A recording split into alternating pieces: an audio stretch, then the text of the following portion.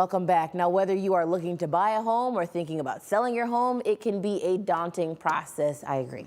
So this afternoon, we're going to take a deep dive into the state of our local housing market, covering some things that you can do as a buyer or a seller. And Eddie Campos is really the best person to talk to. You're with RE/MAX Preferred Associates. Thanks so much for joining me. Yeah, thanks for having me here. Appreciate it. Okay, so when it comes to, let's get right into it. We were talking interest rates, and they're high, Eddie. Yes. Fix it. Yes, I'm doing my best. I'm doing my best.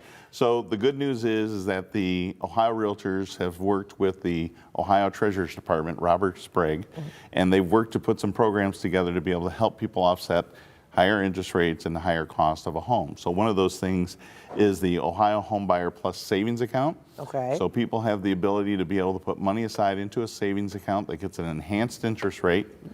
And it's going to have tax incentives to be able to not have any taxes that you're going to pay on it. You can have it up to 5 years. So that's one way to be able to help. And that's only available at one lender locally right now, Superior Credit Union. There'll be more that'll be added as the program grows. And there's also a program called the Welcome Home Program that's available to multiple lenders in the area. And that's a grant program that gives people up to $20,000 to help save for a home, or excuse me, to help buy the home with their down payment and their closing costs. So if you decided I'm not going to buy a home right now because the interest rates are too high and the cost of the home are too high, those are two ways that they put out there to be able to help people get through that. So buying, when it comes to sellers, is there a smart thing to do, or what's the best way to go about that? You know, you always want to consult with a professional, right? So having a realtor that you know, like, and trust, somebody that you've checked the reviews on, somebody that's probably been referred to you, that's the best place to start. And then from there, what you want to do is you really want to sell your home and price it according to the market, right? You don't want to overinflate the price. You want to be very fair in your price, and that's going to bring you the most attention. The other thing that you can do is you need to be able to do some things to your home that will be able to enhance the attractiveness to a buyer, right? Okay. So that could be as simple as just cleaning and organizing. It could be as simple as power washing your home, power washing the front door. So if you think about it, when you bought your home, your realtor's going up to the door, he's fumbling with the lockbox and trying to get that open, and you're standing there, and what are you doing? You're looking around, you're seeing the cobwebs, you're seeing some cracks in the brick. So if you take care of things like that, you need to improve the presentation, right? Because even though there may not be a problem with the home, it creates a perception problem, which is very difficult to get past. Okay, so then what should we look for as buyers? Like we said, we're looking for aesthetics. That's an important thing. What else should I be paying attention to? You know, when you're thinking about buying a home, you need to consider, you know, how much am I paying? Do I have the funds to be able to make repairs to a home, or do I want to have a home that's just 100% done? I don't want to have to do anything. I want to put my stuff down because I've got a busy life. I've got kids that are in sports year round. You know, all of those things are a consideration. So if you need a home that's completely done, is it painted and decorated in a neutral way? Is the roof fairly new? Is the furnace and AC and water tank, are those high expense items? Are those already taken care of, or are those things that you're going to have to take care of immediately? Something else is, if you can, try to negotiate getting a home warranty put on the home. That'll at least protect you for the first year, and then you can always renew that as you go along year after year.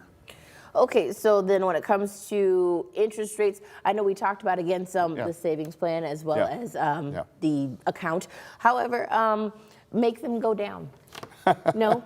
Well, I really wish I had the ability to do that. But thankfully, we do have some reading of the tea leaves are saying that we're going to see interest rates go down in 2024. Okay. You know, we're really hoping that we are going to see that in March. So interest rates were over 8% for a little bit just before the end of the year. And then when the Fed came out and said, hey, guess what? We're going to be reducing interest rates maybe 3 or 4 times in 2024.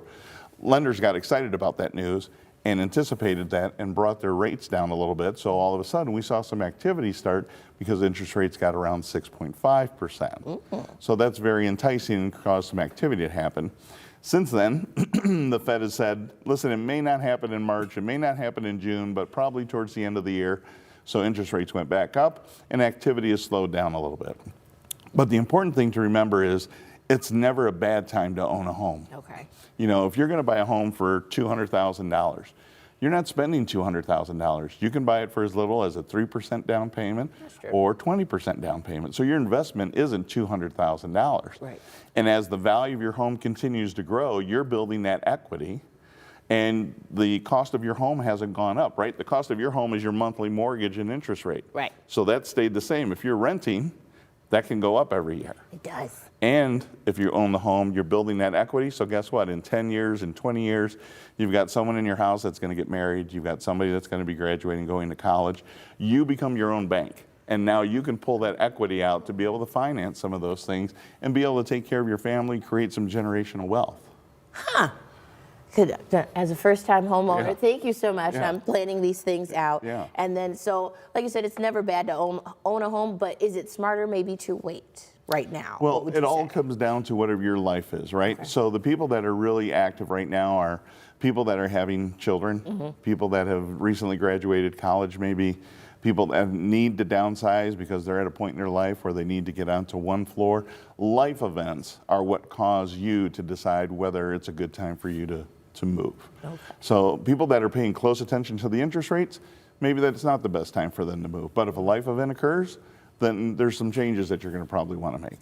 But it definitely depends upon what's going on with you. Yeah, so the last 3 closings that I've had, have been due to life circumstances. I had someone who unfortunately was in hospice, and that's a major change in someone's life, in that couple's life. I had someone who's just recently gone through a divorce. I have somebody who's being relocated. Life events are causing them to sell their home and move on. But guess what? The inventory is so low, we need every home that we can possibly get. So locally, when somebody's relocating, they're going to Georgia. So we have 1 extra home on the market, but guess what? He's not buying another home in our market here. So now we have a true extra home on the market. There we go. Because one of the things that we've seen is even when inventory goes down and we have, let's say 400 sales. Right. Then we get 500 new homes added to the market. The next month, we may sell 500 homes, and then we gain 400 homes. So the market continues to go like this, and we never really make any positive gain of having inventory available for people to buy. So when somebody does leave our local market, it does create a little bit of abundance for us to be able to have an extra home to sell. There we go. Eddie, thank you so much for joining us. Pleasure. Hopefully you've been taking some notes.